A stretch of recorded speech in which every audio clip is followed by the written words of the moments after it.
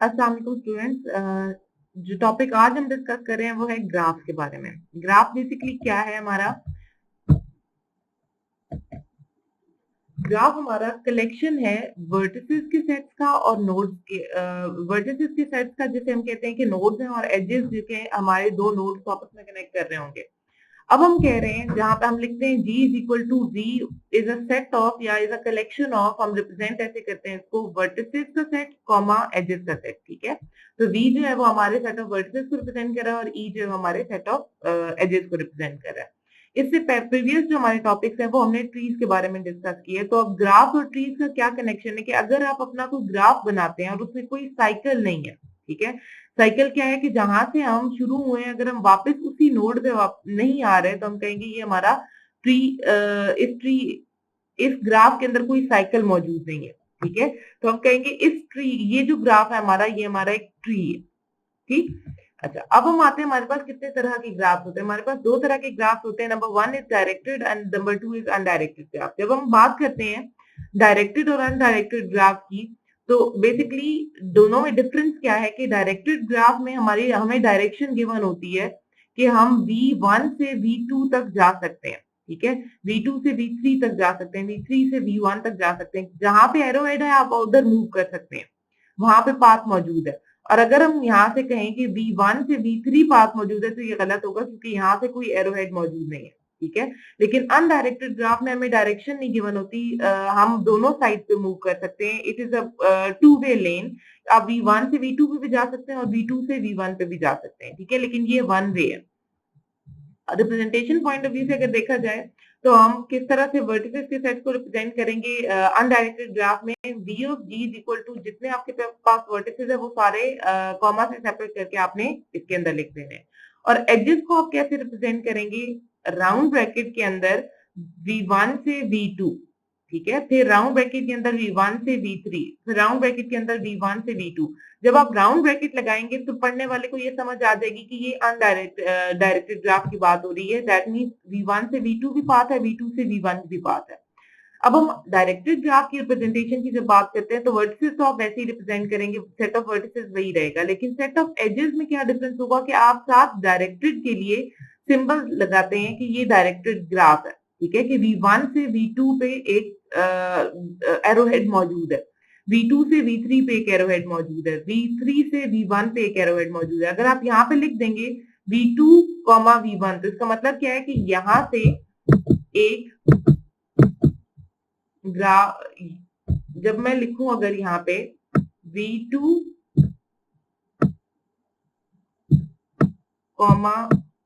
V1 और इसके साथ में यहाँ पे डायरेक्टेड ग्राफ की सिंबल डाल दूं, तो इसका क्या मतलब है कि V2 से V1 पे एक एज एग्जिस्ट करता है। ठीक है, इनको हम कहते हैं ये एजेस है, ये, ठीक है, और ये मेरे पास नोड्स है, ये वाले, ये नोड है। ठीक है, तो बाय नाउ आपको पता होना चाहिए कि कब हम डायरेक्टेड ग्राफ यूज कर रहे हैं, कब हम अनडायरेक्टेड ग्राफ यूज कर रहे हैं।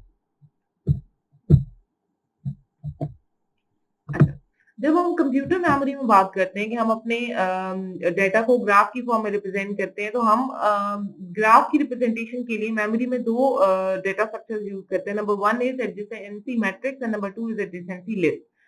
एडजेसेंसी मैट्रिक्स क्या है? बेसिकली एडजेसेंसी मैट्रिक्स हमें बताती है कि हम जिस नोड पे खड़े हुए हैं उसके एडजेसेंट नोड कौन से हैं।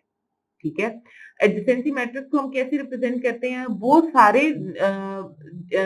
पॉइंट्स जहां पे हम कहते हैं कि हमारा नोड आई से नोड जे तक एक एज मौजूद है, हम अपने एडजेसेंसी मैट्रिक्स में उनको 1 से रिप्लेस करते हैं। ठीक है, और जहां पे नोड के दरमियान में एज नहीं होता वहां पे हम एडजेसेंसी मैट्रिक्स में 0 प्लेस करते हैं। तो बेसिकली हम अभी तक हमने एडजेसेंसी मैट्रिक्स के बारे में पढ़ा और हम कह रहे हैं एडजेसेंसी मैट्रिक्स क्या है कि एडजेसेंसी चेक करती है कि कौन सी नोड किस नोड के एडजेसेंट है। ठीक है, कौन सी नेबर्स नोड है।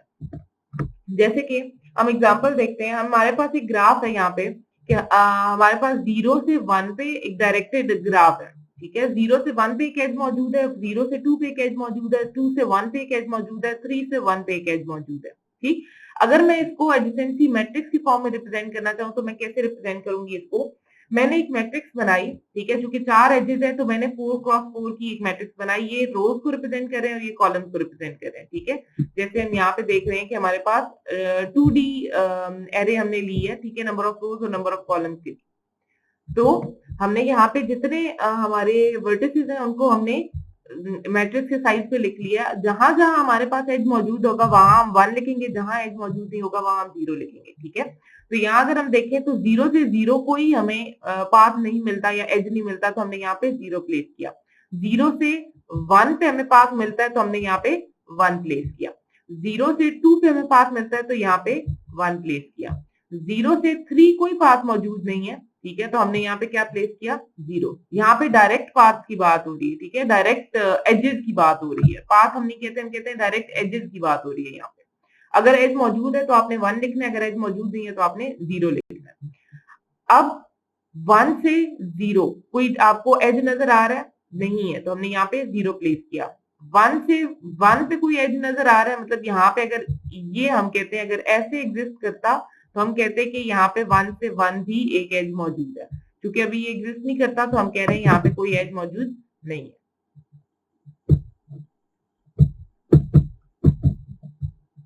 अब हम अगला देखते हैं कि हमारे पास 1 से 2 पे कोई एज मौजूद है। 1 से 2 पे एज मौजूद नहीं है तो इधर भी हमने 0 रखा। 1 से 3 पे भी एज मौजूद नहीं है तो हमने 0 रखा। 2 से 0 पे कोई एज मौजूद है, नहीं। 0 से 2 पे है लेकिन 2 से 0 पे नहीं है, ठीक है। 2 से 1 पे है, ठीक है, तो हमने यहाँ पे 1 प्लेस किया। 2 से 2 पे कोई लूप बैक एग्जिस्ट नहीं करता तो हमने यहाँ पे 0 रखा। 2 से 3 पे भी कोई नहीं है तो हमने 0 रखा, ठीक है। 3 से 0 पे कोई एज नहीं है तो हमने 0 रखा। 3 से 1 पे एज मौजूद है तो हमने यहाँ पे एडजेसेंसी मैट्रिक्स में 1 प्लेस किया। 3 से 2 पे हमारे पास 3 से 2 पे कोई एज मौजूद नहीं है, 0। 3 से 3 पे वापस कोई एज मौजूद नहीं है तो हमने 0 प्लेस किया, ठीक है। ये हमने एडजेसेंसी मैट्रिक्स निकाली है एक डायरेक्टेड ग्राफ की, ठीक है। इसी तरह से हम अनडायरेक्टेड ग्राफ की भी एक एडजेसेंसी मैट्रिक्स निकाल के देखते हैं। लेट्स सपोज कि ये मेरे पास एक छोटा सा हम एक ग्राफ बनाते हैं 1 2, ठीक है। मेरे पास ये एक ग्राफ मौजूद है। अगर मैं इसकी एडजेसेंसी मैट्रिक्स निकालना चाहूँ तो मैं कैसे निकालूंगी? ये मेरे पास मैट्रिक्स बन गई, ठीक है, 0 1, या मैं इसको 1 2 कह देती हूँ, ठीक है, क्योंकि एजेस के जो नाम है हम वही रखेंगे।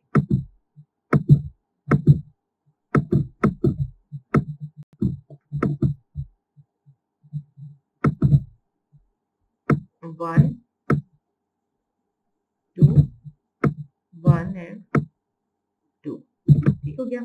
अब अगर देखा जाए तो यहाँ पे ये मैंने आपको बताया था अनडायरेक्टेड ग्राफ में हम 2 वे रोड पे काम कर रहे होते हैं, ठीक है। 2 वे रोड का मतलब है कि जैसे हमारे पास 1 से 2 पे जाने के लिए पाथ मौजूद है या एज मौजूद है, इसी तरह से 2 से 1 पे आने के लिए भी हमारे पास एज मौजूद है। तो हम क्या करेंगे, हमारा 1 से 1 पे कोई पाथ मौजूद है, नहीं, तो हम यहाँ पे लिखेंगे 0, ठीक है। 1 से 2 पे मौजूद है, यस। 2 से 1 पे मौजूद है, यस। और 2 से 2 पे मौजूद नहीं है तो हम यहाँ पे 0 लिखेंगे, ठीक है। लेट्स सपोज हमारा यहाँ पे एक और एज होता है, लेट्स से 3, ठीक। अब हम देखते हैं कैसे हमारी एडजेसेंसी मैट्रिक्स चेंज होगी। ये 3 हो गया, ठीक है, और यहाँ पे भी हम 3 प्लेस कर लेते हैं।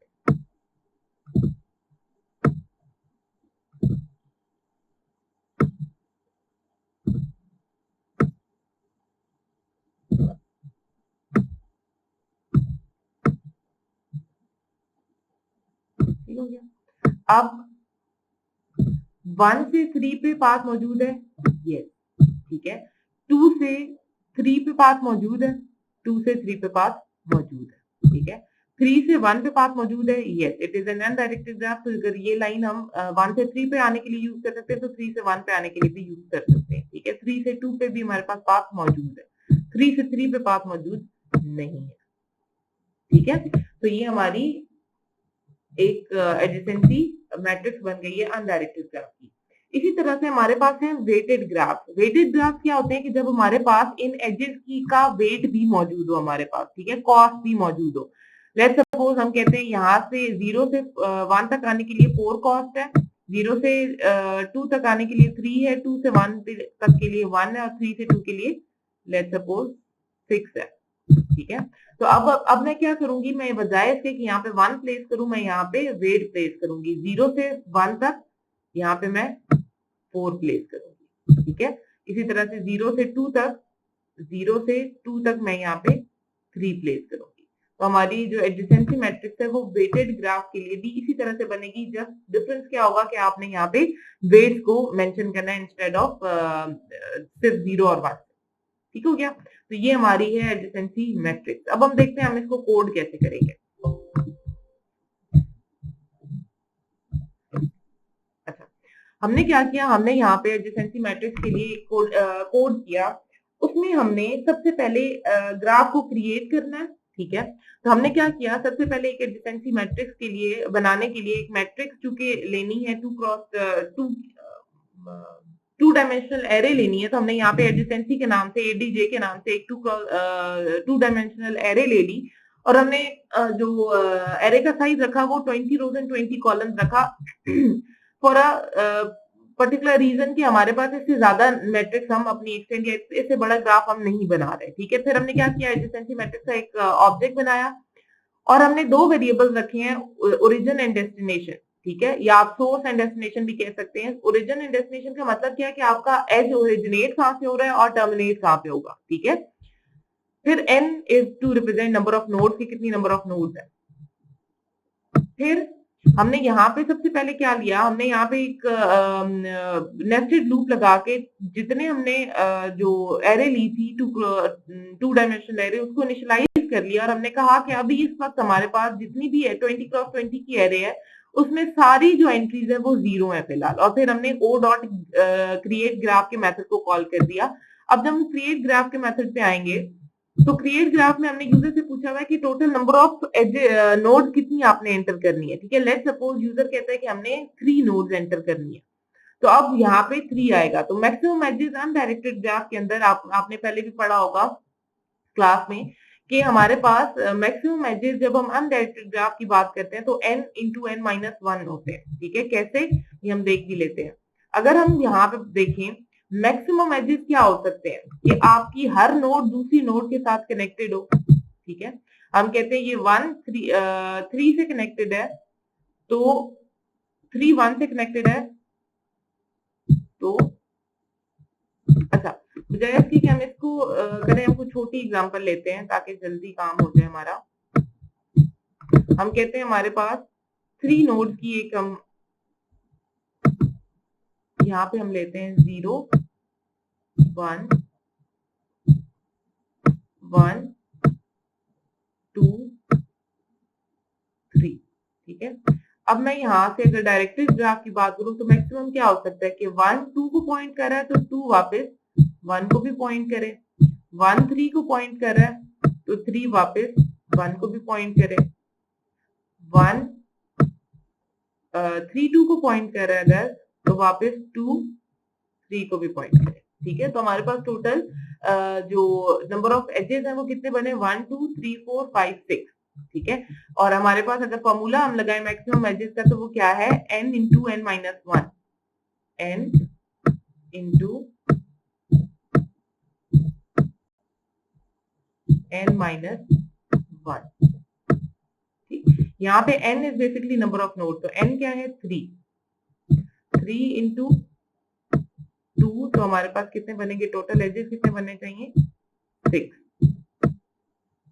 ठीक है, तो हमारे पास यहाँ पे मैक्सिमम एजेस 6 ही हो सकते हैं। अगर मैं अब अनडायरेक्टेड ग्राफ की बात करूं तो अनडायरेक्टेड ग्राफ का फॉर्मूला होता है n into n minus 1 divided by 2। तो अब मैं अनडायरेक्टेड ग्राफ की अगर बात करूं तो कैसे होगा, 1 2 और 3, और अनडायरेक्टेड ग्राफ की जो बात हो रही है तो यहाँ पे हमारे पास यही मैक्सिमम एजेस हो सकते हैं। ठीक है, अब इस फॉर्मूले में पुट करके देखते हैं, 3 into n minus 1 which is 6, and इसको अगर मैं डिवाइड कर दूं 2 से तो वापस मेरे पास क्या आ जाएगा, 6/2 विच इज 3। ठीक है, तो जैसे कि अनडायरेक्टेड ग्राफ हम देख रहे हैं हमारे पास 3 एजेस है, मैक्सिमम 3 एजेस हो सकते हैं।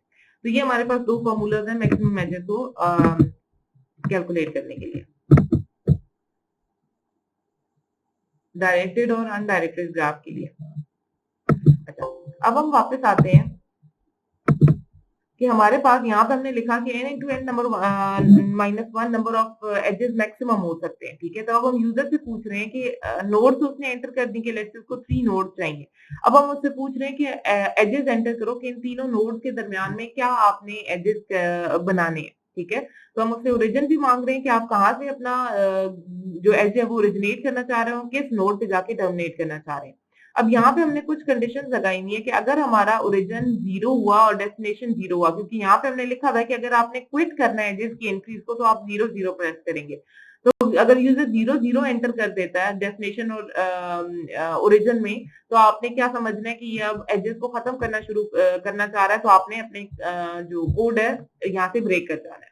अदरवाइज अगर वो नहीं चाह रहा तो आपने ये चेक करना है कि जो एंटर कर रहा है वो लेट्स सपोज उसने एंटर किया टोटल नंबर ऑफ नोड्स 3 है और वो कहता है 4 से 5 तक आप एक एज क्रिएट करें, तो ये गलत है ना। तो हमने ये कंडीशन भी चेक करनी है कि जो यूजर एंटर कर रहा है ओरिजिन और डेस्टिनेशन वो नंबर ऑफ नोड से लेस होनी चाहिए, ठीक है। और वो 0 भी नहीं होनी चाहिए, क्योंकि 0 अगर वो एंटर करेगा तो हमारे पास जो है वो हम क्विट कर जाएंगे, ठीक है।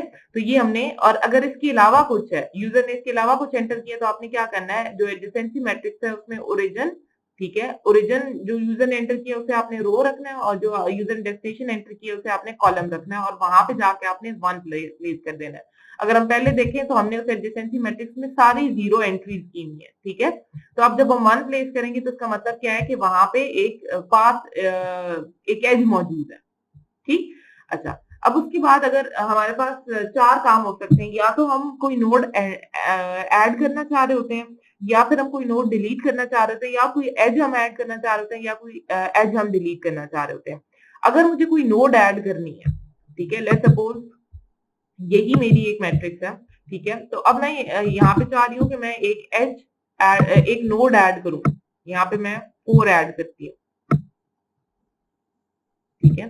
तो अब नोड ऐड करने का इस एडजेसेंसी मैट्रिक्स से क्या फर्क पड़ेगा, इसका मतलब ये है कि आपने यहाँ पे भी एक रो ऐड करनी है और यहाँ पे भी एक कॉलम ऐड करना है, ठीक है। क्योंकि अभी एजेस कहीं पे हमने एंटर नहीं किए 4 के साथ, तो अब क्या आपने करना है, हर सारी जो आपने नोड एंटर की है पूरी रो को भी आपने 0 प्लेस करना है और पूरे कॉलम को भी आपने 0 ही रखना है, ठीक है। तो ये हमारी नोड ऐड हो गई है। अगर मुझे एज ऐड करना होगा, लेट्स सपोज मैं यहाँ पे 4 से 2 पे एक एज करना चाह रही हूँ, तो मैं क्या करूंगी, 4th row and second column के अंदर जाके यहाँ पे मैं 0 की बजाय यहाँ 1 प्लेस कर दूंगी, ठीक है। तो ये मेरा एज ऐड हो जाएगा।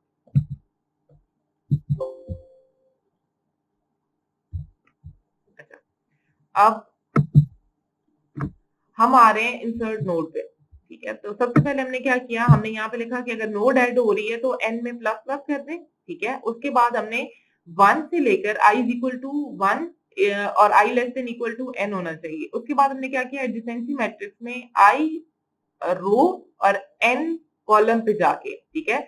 i रो मतलब जो i 0 है, i पहले 1 होगा, ठीक है। तो 1 और n is maximum number of node, ठीक है। तो आपने फर्स्ट रो के आखिरी वाले ब्लॉक में जाके आपने 0 प्लेस कर देना है, ठीक है। इसी तरह से आखिरी रो के पहले वाले कॉलम में भी आके आपने 0 प्लेस कर देना है, जो भी हमने बात की है, ठीक है। यहाँ पे हमने जो 4 प्लेस किया था, तो पहले आपने इसके आखिरी वाले कॉलम में यहाँ 0 प्लेस किया, फिर आपने यहाँ पे प्लेस किया, फिर i में इंक्रीमेंट होगा तो i 1 इंक्रीमेंट होके नेक्स्ट रो पे आ जाएगा, तो इसके भी हम कॉलम में मैक्सिमम में जाके 0 प्लेस करेंगे। इसी तरह से हम जो हमारा nth या 4th कॉलम होगा उसमें भी आके हम 0 प्लेस करेंगे। तो इस तरह से हम अपनी पूरी जो एंट्री है नेक्स्ट नोड के लिए उसकी एडजेसेंसी मैट्रिक्स में पॉपुलेट करते जाएंगे, ठीक है।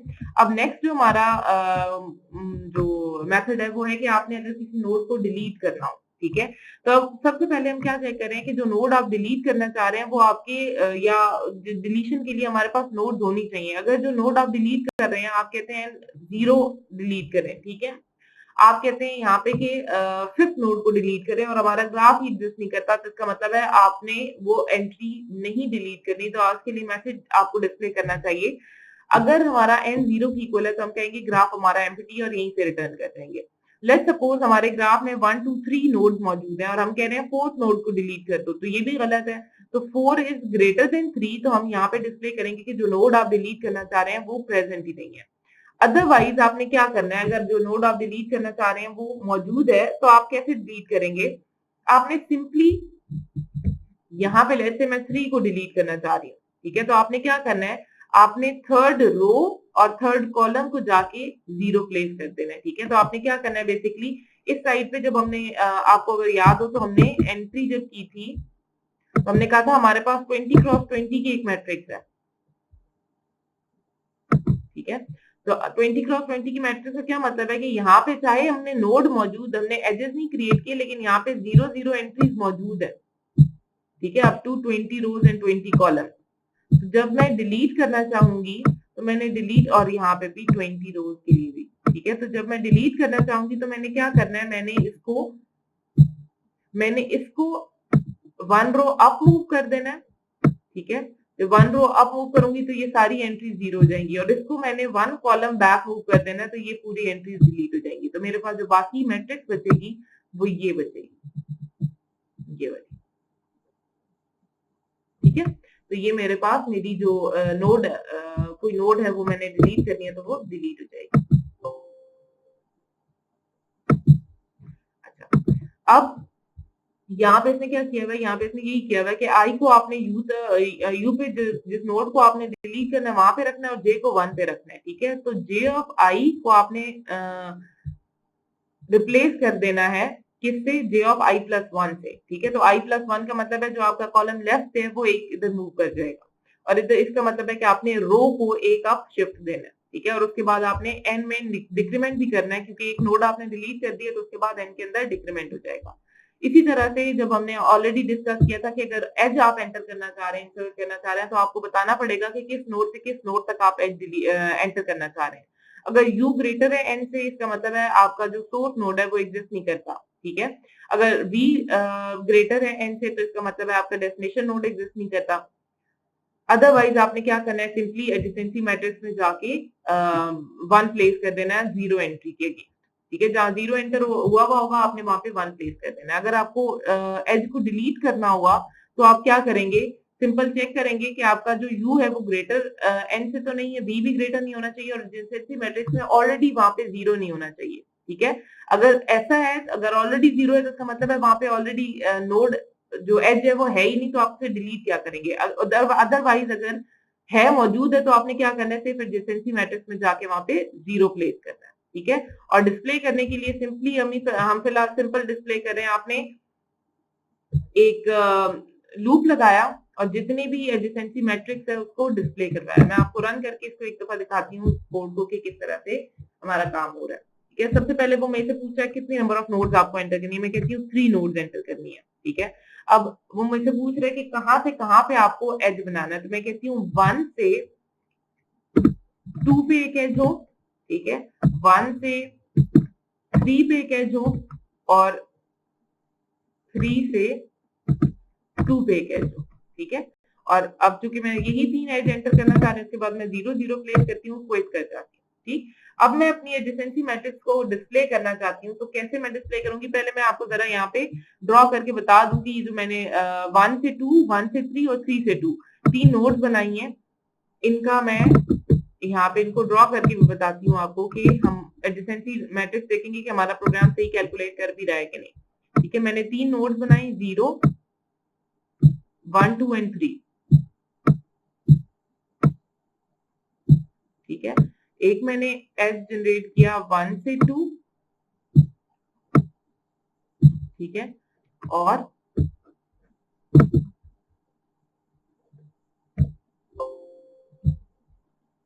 मैंने 1 से 3 और 3 से 2,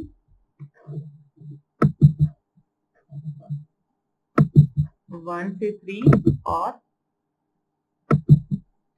1 से 3 और 3 से 2, ठीक हो गया। अब हम इसकी एडजेसेंसी मैट्रिक्स अगर निकाल लूं मैं इसकी, तो कैसे निकालूंगी, ये मैट्रिक्स है 1 2 3 1 2 3 हो गया।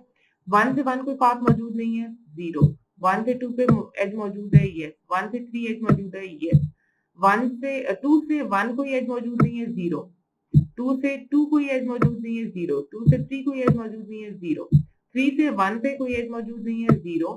3 से 2 पे एज मौजूद है, 1। 3 से 3 पे कोई एज मौजूद नहीं है, 0। ठीक है, तो हमारी जो मैट्रिक्स बनी है वो है 0 1 1 0 0 0 1 0। ठीक है, तो अब हम जाके देखते हैं कि हमारा जो प्रोग्राम हमने लिखा है वो भी यही कैलकुलेट कर रहा है।